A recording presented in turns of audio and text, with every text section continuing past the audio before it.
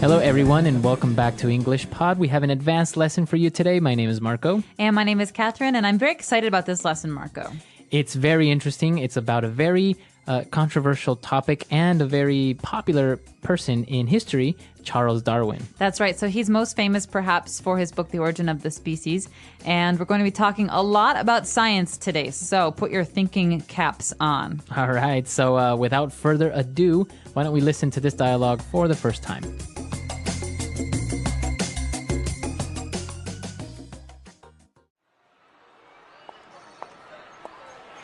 Man, it's been forever. What have you been up to lately? I've been busy preparing for my exams, not to mention all the term papers I've had to write. Same here. I'm up to my neck in work, but at least we've got summer holidays after finals. Where are you headed now? I'm going to my anthro class. We've been focusing on Darwin all term, since it's the 200th anniversary of his birth or whatever. I'm sick and tired of Darwin, Darwin, Darwin! What? Why? How can you not like Darwin? His work turned thousands of years of ideas about creation on. Out to be. Say that again and you'll make enemies with half of the academy, not to mention your professors. Furthermore, the explanation proposed by Darwin about the origin of the species and the process of natural selection constitutes a grand step towards a coherent understanding of the world and its very beginnings. I'm not minimizing his huge contributions to science. It's just that his theory reminds me of the conundrum of the chicken and the egg. What are you talking about? Which came first, the chicken or the egg? This is a classic logical problem, and I think it applies to Darwin's theory. How did the very first living organism come to be? Interesting. I think that question is better suited for my philosophy class. In the meantime, how about we settle this with a duel?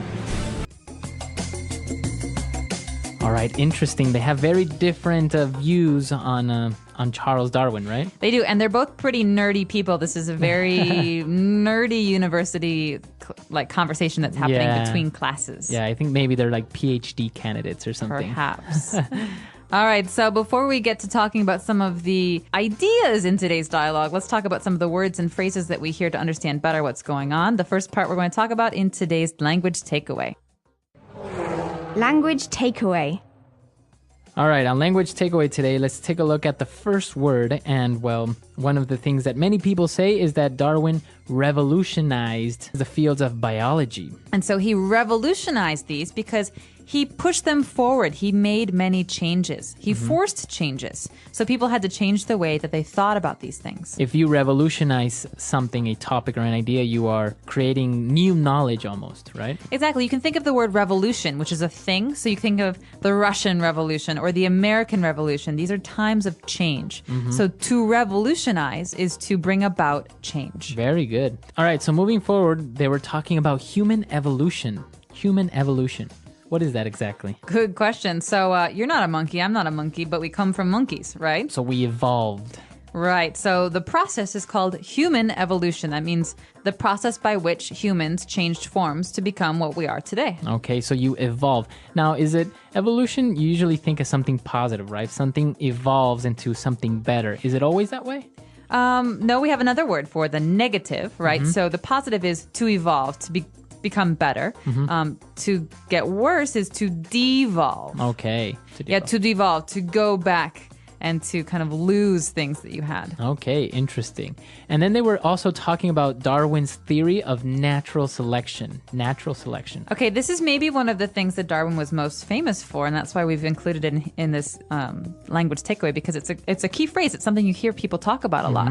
Okay, so natural selection is a process, again, and it's the process by which stronger animals survive over time and weaker animals don't. So if there's a weak species, it can't really survive because it keeps dying and dying, and then finally there's no more. And so this is called natural selection because no one's actually choosing what animals will survive, but it's kind of a natural process. Right, Mother Nature is choosing it. Right. Very good. So natural selection, this is one of the things that Darwin is most famous for. And, well, as Catherine mentioned, Darwin wrote the book Origin of the Species. Right, so origin means beginning. So the origin of mankind, right? So there are many different kinds of animals. You could even say there are many different kinds of like mammals, but there are many different species within that. So human beings, black bears, koalas, chimpanzees. These are all species. And so a species is a classification. So the origin of the species is kind of a way of telling the story of how all these things came about. All right, the origin of the species. And the last one, this word is kind of strange. He talked about the conundrum of the chicken and the egg. Okay, conundrum. I love this word. It's very funny sounding. Yeah, it Conundrum. Conundrum. It means like a problem or a riddle or something that's hard to understand. All right, so in this case, it's the conundrum of the chicken and the egg, right? Which came first? How else can you use conundrum? You could say that maybe there's a situation that's very strange and hard to understand. This is quite a conundrum. This is quite a conundrum we have. Yes, so It sounds very fancy, very well educated. it does. All right, so interesting words on language takeaway. Why don't we move on now to 4 phrases on Fluency Builder? Fluency Builder. All right, on Fluency Builder today we have 4 phrases, as we said. So what's the first one? The first one is great. It's very visual. You say, I'm up to my neck in work. Or, I'm up to my neck in papers to write. All right, so this means I have so much stuff to do that you could pile it up and it would come up to my neck. So I have as many papers that are almost as tall as I am. Exactly. And so I could say, I'm up to my neck in work. I have no more time to do anything. Sometimes people also say I'm up to here, and then they'll The point. they'll point at their forehead or somewhere around their head. I'm up to here with your nonsense. Exactly. So Right. this is a way of saying that I'm really busy. I'm really busy. I'm really tired of it. All right, and our next phrase is one that most mothers use. I'm sick and tired.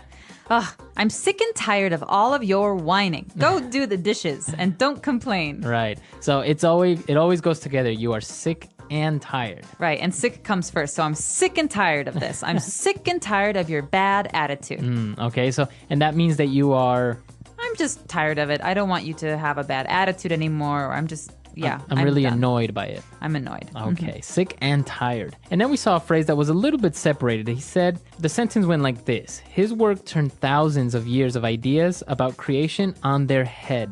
So to turn something on its head. Like you said, Marco, it's split into 2 parts. So he turned the field of computer science on its head. So to turn on its head means to completely reverse something, to turn it around. You think 180 degrees. Okay. And so if biology used to be one way, then Darwin made it completely different. So we can say that Isaac Newton completely turned physics on its head with his theory or his findings on gravity.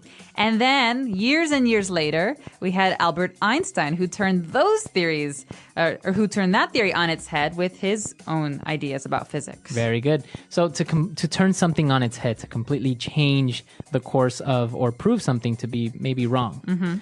And the last phrase that we have is the person argued that Darwin's theories were full of holes. Okay, so to say a theory is full of holes is a little bit different than saying that his pants are full of holes, because when you say something is full of holes, maybe they actually have holes. But a theory it's an idea, so it can't have holes.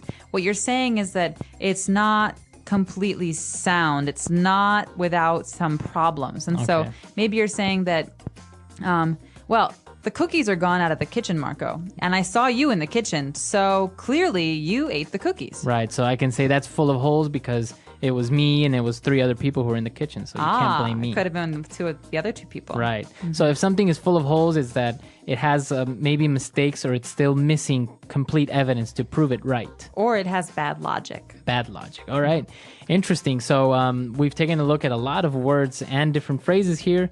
Let's listen to this argument one last time.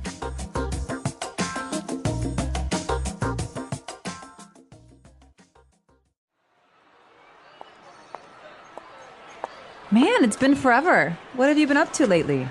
I've been busy preparing for my exams, not to mention all the term papers I've had to write. Same here. I'm up to my neck in work, but at least we've got summer holidays after finals. Where are you headed now? I'm going to my anthro class. We've been focusing on Darwin all term, since it's the 200th anniversary of his birth or whatever. I'm sick and tired of Darwin, Darwin, Darwin! What? Why? How can you not like Darwin? His work turned thousands of years of ideas about creation on their head. His theory of evolution revolutionized the fields of biology and anthropology. I don't like him.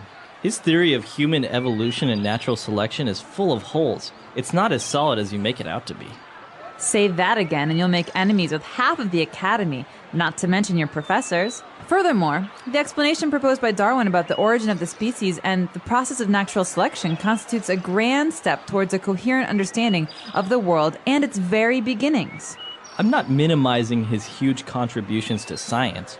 It's just that his theory reminds me of the conundrum of the chicken and the egg. What are you talking about? Which came first, the chicken or the egg? This is a classic logical problem, and I think it applies to Darwin's theory. How did the very first living organism come to be? Interesting. I think that question is better suited for my philosophy class. In the meantime, how about we settle this with a duel?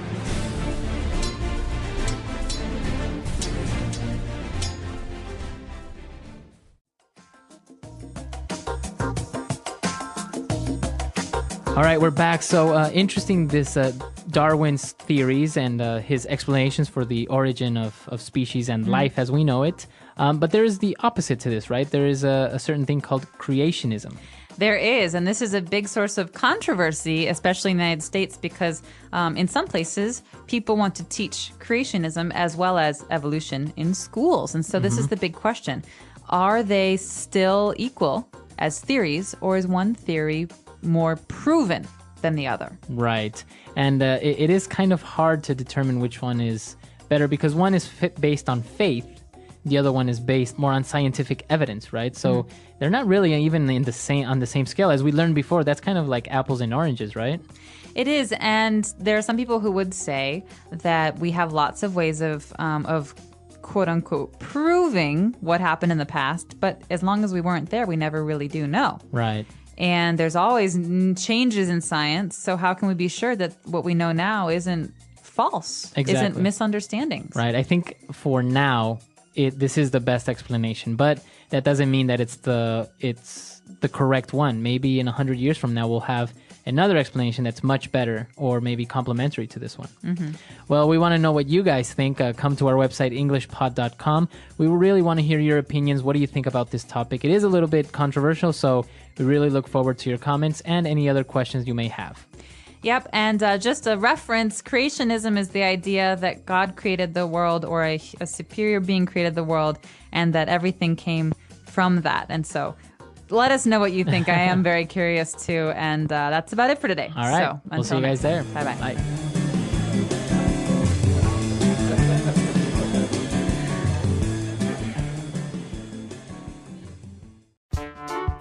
The English Pod Audio Review. Listen to the meaning, then say the vocabulary word. Bored or annoyed. Sick and tired. In a state of disagreement. At odds with. Logical and consistent. Coherent. To make something as small as possible. Minimize. Including many faults. Full of holes. A school that provides training in special subjects. Academy. A process by which the best creatures survive. Natural selection. A confusing or difficult problem. Conundrum. Let's try that faster. To make something as small as possible. Minimize. Bored or annoyed. Sick and tired. Logical and consistent. Coherent. A process by which the best creatures survive. Natural selection. In a state of disagreement. At odds with. A confusing or difficult problem. Conundrum. Including many faults. Full of holes. A school that provides training in special subjects. Academy. Now say the word and hear it in a sentence. Sick and tired.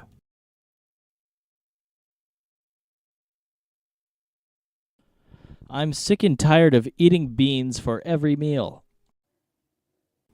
Sick and tired.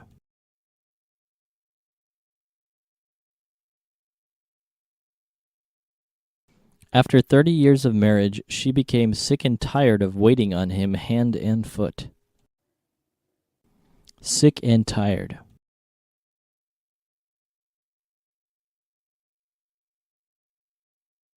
We are sick and tired of corruption. We demand change now. At odds with.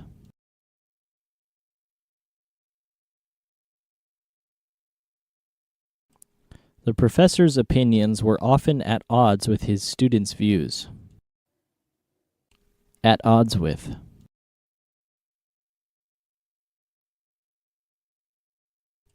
The president was often at odds with Congress. At odds with.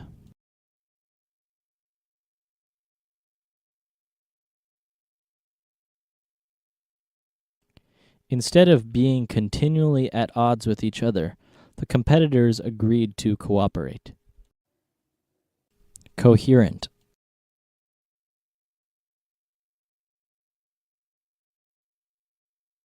She could speak at length about films in a coherent and eloquent manner. Coherent.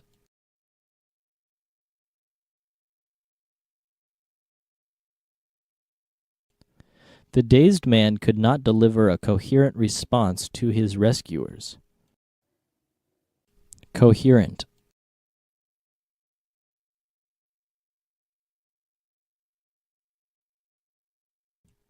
This report is confusing and entirely incoherent. Write it again. Minimize.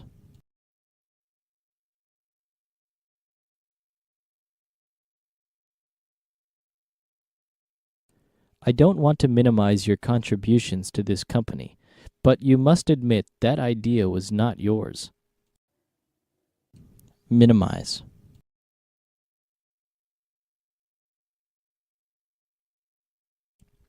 Minimize your impact on the environment and try to recycle. Minimize.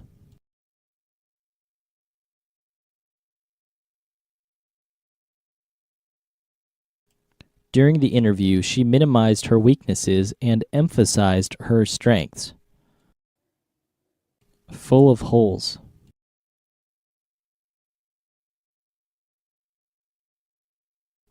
Your paper is well written, but your thesis is full of holes. Full of holes.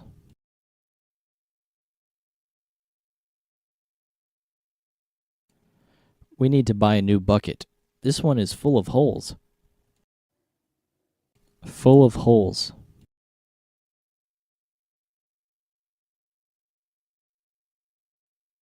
The jury decided the man was guilty because his case was full of holes.